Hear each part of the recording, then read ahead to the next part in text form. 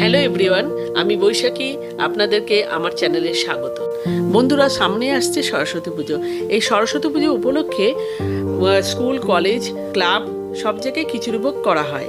আর তার সাথে যদি বাঁধাকপির এই রেসিপিটা থাকে তাহলে তো কোনো কথাই নেই।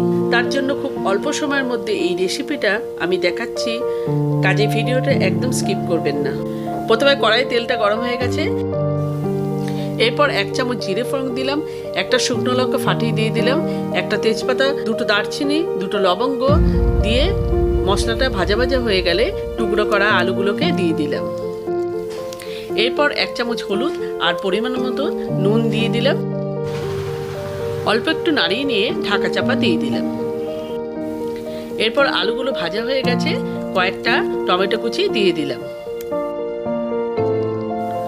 এরপর কিছুটা পরিমাণ আদা কুচি আর লঙ্কা কুচি দিয়ে দিলাম।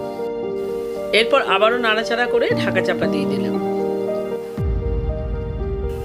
এরপর টমেটোগুলো মজে গেছে, এরপর কিছুটা পরিমাণ কড়াইশুঁটি দিয়ে দিলাম।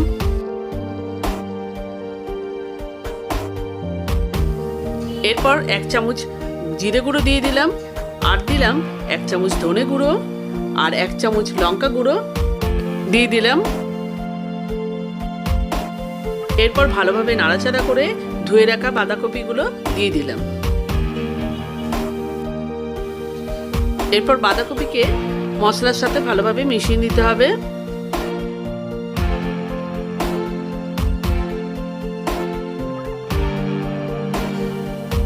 এরপর ঢাকা চাপা দিয়ে দিলাম।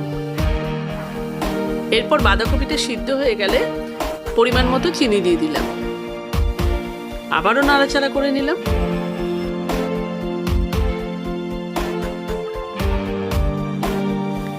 এরপর 1 চামচ গরম মশলা দিয়ে দিলাম।